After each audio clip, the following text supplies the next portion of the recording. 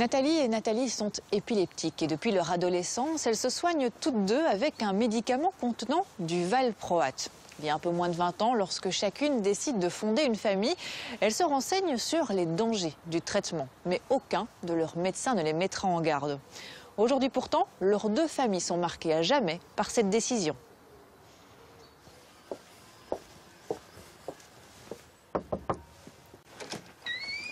Bonjour Audrey. Vous allez bien Nathalie? Ça va. Venez. Merci, je vous suis. Nathalie, pouvez-vous m'expliquer ce dont souffrent vos trois enfants? Eh bien, ils souffrent du syndrome valproate. Ils sont atteints à divers niveaux d'autisme, de troubles du comportement, du trouble du langage. Et tout ça est bien mélangé, histoire d'avoir bien du mal à gérer le quotidien. Pour vous, pas de doute, c'est bien le traitement que vous avez pris contre l'épilepsie pendant votre grossesse qui est responsable de ces troubles. On va découvrir dans la première partie du reportage comment vous et Nathalie avez appris la mauvaise nouvelle. Pourquoi on ne me l'a pas dit? Pourquoi on ne m'a pas laissé le choix? Pourquoi on n'en a pas discuté? C'est pas dû à la fatalité, c'est dû à un médicament qu'on a pris. Il est grand temps que les autorités de santé prennent le relais et écoutent ce qu'on a à dire. C'est pas ma faute et mes enfants doivent en pâtir, c'est pas juste. Ces deux mamans sont épileptiques depuis leur plus jeune âge et prennent le même traitement à base de valproate, une molécule efficace pour soigner leur crise, mais qui peut poser problème lors d'une grossesse. Il y a quelques années, la maman de Robin en a découvert les effets indésirables. Il a commencé à avoir des petites différences, il ne regardait pas spécialement dans les yeux, il avait l'air distrait, voilà, des petits comportements plus différents des enfants de son âge. Donc on a commencé à se poser des questions, à investiguer. Et au fil des années, ça s'est profilé. Et là, j'ai consulté énormément de monde. J'ai vraiment tout entendu jusqu'à quand je me suis rendu compte que mon fils souffrait d'autisme.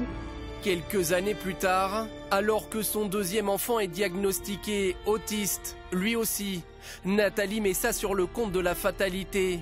Ce n'est qu'en 2011, alors qu'elle relit la notice du valproate, qu'elle fait enfin le lien. La notice avait changé, un tant soit peu, une petite ligne supplémentaire en parlant de troubles autistiques possibles chez les enfants. Là, évidemment, on a un sentiment évidemment de colère, à se dire mais pourquoi et qu'est-ce qui a fait qu'on a laissé aller ça pendant toutes ces années?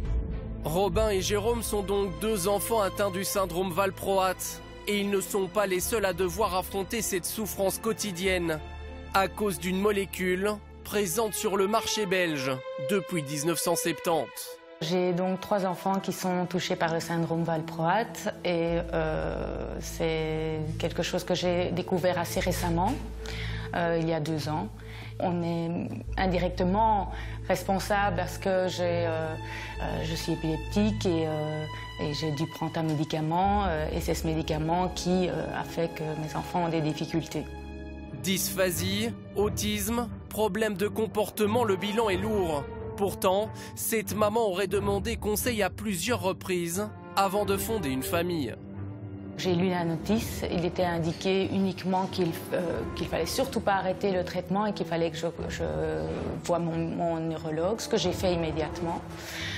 Et lui m'a dit qu'il n'y avait aucune contre-indication et que je n'avais même pas plus de risque que n'importe quelle femme d'avoir des enfants handicapés.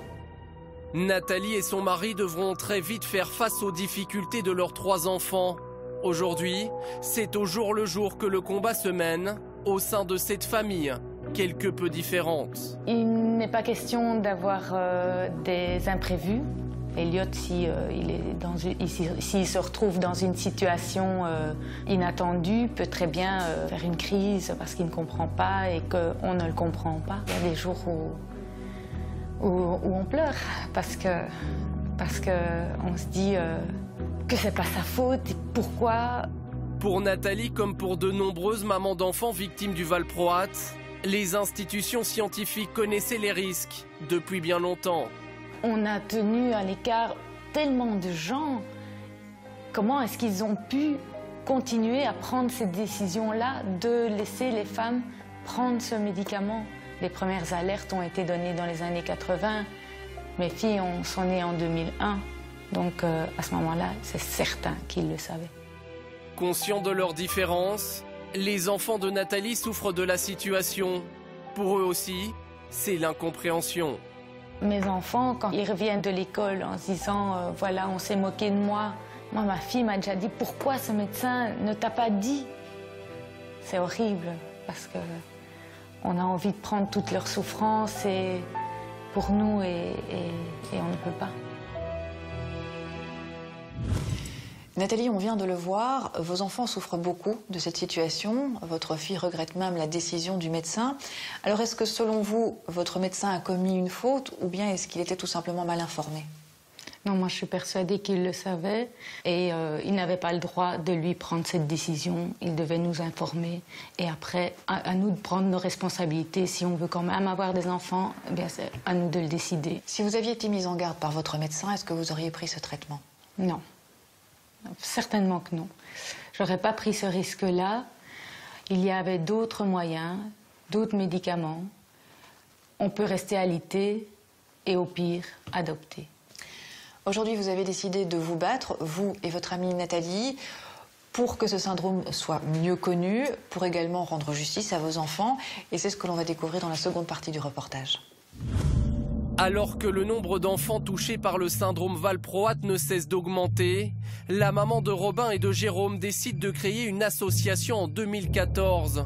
Elle devient alors présidente de cette ASBL qui compte aujourd'hui près de 80 familles. On se rendait compte que les victimes étaient toujours de plus en plus nombreuses. Nous avons contacté les autorités de santé et les autres associations dans les autres pays européens de même pour pouvoir faire changer les choses, pour avoir une réévaluation du rapport bénéfice-risque. Heureusement, des changements il y en a eu ces dernières années. En effet, les experts de l'Agence fédérale des médicaments ont réévalué les risques du valproate et en 2013, la notice a été complétée. Donc on a clairement mis dans la notice que pour les enfants adolescents du sexe féminin et pour les femmes en âge de procréer, que le valproate est uniquement un traitement en dernière ligne. Donc après échec des autres traitements anti-épileptiques. Après, maintenant, on n'est pas encore assez loin dans la démarche, puisque même si la notice est très complète, il faut encore aller plus loin. Aller plus loin, c'est notamment déterminer les différentes responsabilités de ce scandale sanitaire. Depuis 2017, 4 familles ont décidé de saisir la justice. Leur avocat semble déterminé à gagner cette bataille. Je crois que les mamans sont en colère, et c'est une juste colère parce que l'injustice est quand même profonde. Qui est responsable? Est-ce que ce sont les usines pharmaceutiques? Est-ce que c'est le prescripteur? Est-ce que c'est l'agence des médicaments? Est-ce que c'est le pouvoir public? Ça, le juge devra le savoir, mais en tout cas, ce qui est clair, c'est qu'il y a un lien entre la prise de valproate et la pathologie des enfants. Depuis plusieurs années, la responsabilité des médecins semble clairement établie. Une erreur de prescription qui ne doit plus se reproduire, comme le concède Pierre Bottin, un neurologue contacté par nos soins. Ça fait très longtemps qu'on sait que la est déconseillée chez les femmes enceintes. Dans ma pratique courante, lorsque maintenant j'ai une jeune dame qui est en âge de procréer, je ne la mets pas On ne peut pas vraiment généraliser, mais je pense que globalement maintenant, il est clair que mettre une jeune fille en âge de procréer comme premier choix c'est plus tolérable. Nous avons contacté plusieurs médecins généralistes, mais aucun n'a souhaité réagir à la question. Alors, les femmes en âge d'avoir des enfants sont-elles toujours aussi mal informées? Pour tenter de le savoir, nous décidons de pousser la porte de plusieurs pharmacies en caméra cachée. C'est quel traitement? C'est la... Ah non. Non? Non, surtout pas. Vous l'arrêtez tout de suite? Arrêter brutalement sans prévenir le médecin, je pense que c'est pas conseillé. Il faut voir maintenant les conséquences d'arrêter un arrêt brutal. Les pharmaciens nous ont tous déconseillé de prendre le traitement à base de valproate. Un bon point, mais pour Nathalie, il faut encore informer davantage. Depuis des mois, elle se bat pour rencontrer la ministre de la Santé. Sans succès. Face à notre caméra, Maggie de Bloch affiche pourtant clairement sa volonté de mettre plusieurs mesures en place. Campagne d'information, rappel visuel sur les boîtes de médicaments, des projets de loi que Nathalie soutient. j'ai demandé d'examiner la possibilité de faire des pictogrammes sur tous les médicaments qui ont le valproate. Et ça, on sait que la France l'a annoncé, mais il faut le mettre sur l'agenda européen. Il est inconcevable que demain, des mamans n'aient pas cette information et qu'elles ne puissent pas, en toute connaissance de cause, décider de leur avenir. C'est ce qui est vraiment primordial. Informer, sensibiliser, l'association n'est qu'au début de son combat. Les familles concernées doivent notamment faire face au manque cruel d'infrastructures d'accueil de leurs enfants, dont le statut de victime n'est toujours pas reconnu. On veut être reconnu, mais on veut être reconnu pour l'avenir de nos enfants. Parce qu'après, il y a un après et il faut en tenir compte. Moi, je veux partir un jour sereinement, me dire que j'ai tout fait pour que mon enfant soit bien. Peut-être créer un centre et qu'il soit bien. C'est pas parce qu'il est différent et handicapé que je ne peux pas espérer le meilleur pour lui.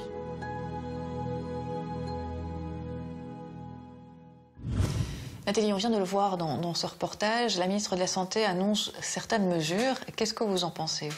On parle d'apposer un logo sur les médicaments. Il faut savoir que le projet de loi a été refusé, pas plus tard que la semaine passée. Donc on est encore loin d'avoir ce logo sur les boîtes de médicaments. Et qu'est-ce qu'aujourd'hui vous souhaiteriez faire passer comme message au travers de notre émission ? Tout d'abord, je voudrais que les gens sachent qu'on ne fait pas ça pour obtenir une indemnisation. Nous voulons que les gens sachent les risques qu'ils encourent en prenant ce médicament, de manière à ce que ça ne se reproduise plus. Aujourd'hui, il y a encore des enfants qui naissent qui ont ce syndrome valproate. Ça fait 50 ans qu'il y a des catastrophes, il faut que ça s'arrête. Nous voulons aussi qu'il y ait une réelle réflexion sur les prises en charge, parce que les enfants qui sont là, on ne sait pas ce qu'on va en faire. Que vont-ils devenir quand on ne sera plus là ? Et on aimerait réellement rencontrer Madame de Bloch. Son rôle en tant que ministre de la Santé, c'est représenter les patients. Les patients, les victimes, c'est nous. Donc c'est nous qu'elle doit rencontrer. Merci beaucoup en tout cas Nathalie d'avoir témoigné aujourd'hui. J'espère sincèrement que votre message sera entendu. Merci beaucoup.